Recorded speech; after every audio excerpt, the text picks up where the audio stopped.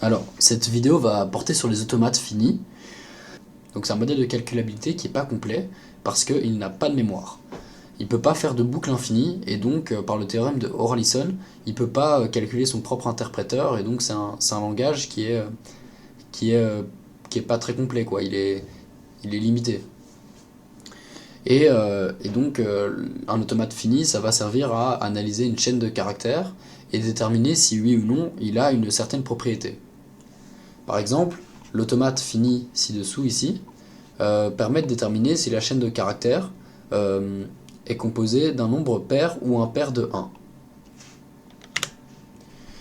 On peut voir que certains états dans l'automate fini sont entourés deux fois, donc ça ce seront les états acceptants, ce sera l'équivalent d'un return 1 dans un langage de programmation. Et si l'état n'est pas acceptant et qu'on finit dessus, et ben alors c'est comme si c'était un return 0. Et donc que la chaîne de caractères appartient pas au langage. Donc si je prends l'automate qu'on avait ici, et que je l'exécute, enfin je lui donne comme input la string qui est juste ici, donc qui est 1, 0, 1, 0, 0, 1, bah normalement on devrait avoir comme output 1, étant donné que l'automate envoie 1 s'il y a un nombre impair de 1 dans la string. Bah donc essayons de faire le fonctionnement pour voir comment ça fonctionne.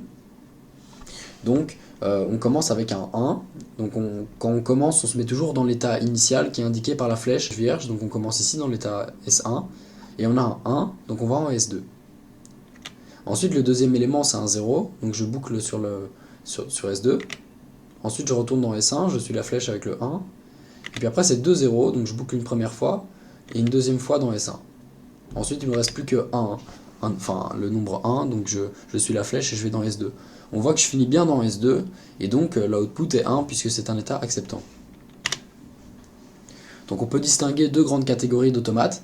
On va avoir les automates déterministes et les automates qui ne sont pas déterministes.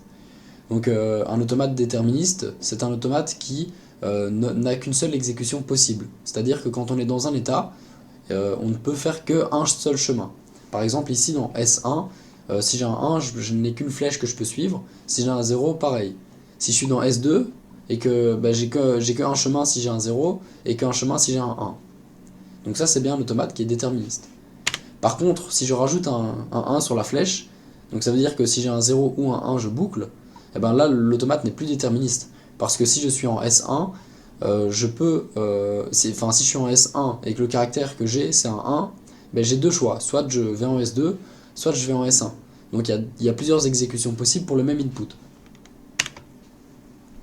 Donc voilà, après avoir posé la théorie, on peut passer aux exercices. Donc le premier exercice consiste à montrer qu'un ensemble est non déterministe récursif. Donc c'est l'ensemble A ici. On nous demande si A est non déterministe récursif. Alors est-ce que A est aussi récursif? Déjà on peut répondre à cette question, hein. Oui, si A est ND récursif, il est forcément récursif. Parce qu'il suffit d'écrire un programme qui va parcourir l'arbre d'exécution du programme non déterministe qui nous a permis de déterminer que A était non déterministe récursif. Donc voilà, donc là tout ce qu'il nous reste à faire c'est de montrer que A est non déterministe récursif. Donc pour faire ça, on va scinder deux cas, on va voir si A est égal à 0, bah là oui, alors on peut trouver un X tel que l'équation suivante soit respectée, parce qu'il y a deux racines à ce polynôme si A égale 0. Il y a 0 et il y a 1. Par contre si A est différent de 0, c'est là que c'est un petit peu plus compliqué. Donc voilà, donc ça c'est ce que je disais avec la racine. Par contre si A est différent de 0, il va falloir qu'on se débrouille pour pouvoir utiliser la fonction choose sans lui passer comme paramètre l'infini. Parce que si on lui passe l'infini, bah oui, alors là, oui, ce serait correct. On va forcément à un moment trouver une racine, mais le problème, c'est qu'on risque de boucler à l'infini et d'avoir un comportement bottom. Et ça ne me convient pas.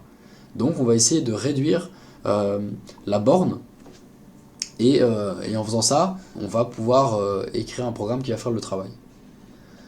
Donc, on peut faire des petites observations. On peut voir que si A est différent de 0, le polynôme est toujours plus petit que 0. Par contre, on peut aussi remarquer qu'en 0, le polynôme était positif. Parce que A appartient à n, donc ici on a un plus A qui va être positif. Or, si je remplace les x par 0 et que je fais un plus A positif, on a quelque chose qui est plus grand que 0. ou alors égal à 0. Sauf que ici on a spécifié que A était différent de 0, hein, je le rappelle. Et donc ça veut dire que la fonction change bien de signe entre 0 et A, et on sait que la fonction est continue parce que c'est un polynôme. Donc il y a forcément une racine entre les deux. Donc voilà, on a réussi à borner la racine, et maintenant il suffit juste d'écrire un programme qui va prendre un nombre aléatoire entre 0 et A plus 1, puisqu'on sait que la fonction change de signe en A. Et donc voilà, il y aura forcément un programme qui va prendre un nombre qui fonctionne. Là, on peut pas dire qu'il fonctionnera à tous les coups. Par exemple, si je prends le nombre 5, bah ça fonctionne pas dans l'équation. Mais il y aura forcément un nombre qui va fonctionner. Donc voilà, le programme est non déterministe parce que il a plusieurs exécutions possibles, étant donné qu'ici il fait un choix de nombre aléatoire. Bon, maintenant le prochain exercice va être une construction d'automate. Donc avec l'alphabet donné, donc on va avoir que des strings qui vont être composés de A et de B. On veut déterminer si un mot, donc une chaîne de caractères, appartient ou pas au langage.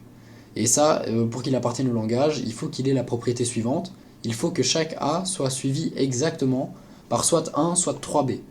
Si on a un A suivi d'un autre A, ou alors un A suivi de 2B ou de 4B ou plus, ben là il faut que le mot soit rejeté. Donc voilà l'automate correct pour répondre à la question. Donc on va voir s'il fonctionne bien. Par exemple, si je lui donne en entrée la chaîne AB, ben forcément oui, la chaîne devrait être acceptée parce que chaque A est suivi exactement par un B. Donc normalement ça devrait être accepté. Donc si je commence, voilà, je vais dans S0, j'ai un A, ensuite j'ai un premier B, puis un A, puis un B. Je termine sur S2, donc c'est bien, c'est bon. C'est un état acceptant. Ensuite, si j'ai A, B, B, B, alors normalement il devrait aussi être accepté. Donc je commence dans S0, j'ai un A, je vais dans S1, j'ai un premier B, un deuxième B, puis un troisième B, je finis dans S4 et c'est bien un état acceptant. Donc ça fonctionne. Enfin, la dernière chaîne de caractères qu'on va analyser, c'est A, B, B, B, B. Donc normalement ça ne devrait pas être accepté puisqu'il y a 4B qui suit un A. Donc je commence, je vais d'abord dans S1, puis S2, S3, S4, et après j'ai encore un B, et donc là je finis dans un état que j'ai appelé fail. Donc cet état est très important pour la construction de cet automate, et il sera sûrement important pour la construction d'autres automates d'ailleurs. C'est en fait un état dans lequel on ressort jamais. Donc ça se prête bien à notre exemple, parce que à partir du moment où on a rencontré un événement qui ne correspond pas au langage, et ben alors on sait que la chaîne de caractères n'appartient pas au langage. Donc on peut se mettre dans l'état fail et ne pas jamais en ressortir. Et l'état fail n'est pas acceptant. Donc ça veut dire que puisqu'on finira dessus, c'est l'équivalent à un return 0. Donc voilà l'énoncé du dernier exercice. Donc on dit qu'on a deux langages, le langage M et le langage L, qui sont modélisés par des automates, dont on possède des diagrammes, c'est-à-dire qu'on peut les construire. Et il faut montrer par construction que les langages suivants sont aussi acceptés par un automate, donc qu'on peut aussi construire un automate qui va décider ce langage. Et donc là pour l'exemple, je vais prendre que le premier sous-exercice, qui va être l'inverse du langage L. Donc on veut que chaque élément qui devait être accepté par le langage ne le soit pas, et vice versa. Donc pour la solution de cet exercice, c'est pas super compliqué, en fait il suffit juste d'échanger tous les états acceptants en état non acceptant, et les états non acceptants en état acceptant. Donc si je reprends le premier exemple qu'on avait pris au début de la vidéo, voilà, donc ça c'était l'automate qui renvoyait 1 s'il y avait un nombre impair de 1 dans la string, et 0 sinon. Ben alors si on inverse les deux états acceptants et que S1 devient acceptant et que S2 devient non acceptant, ben alors cet automate va renvoyer 1 si la chaîne de caractères passée en argument contient un nombre pair de 1 et 0 sinon. Donc on a bien échangé en fait les spécifications de l'automate.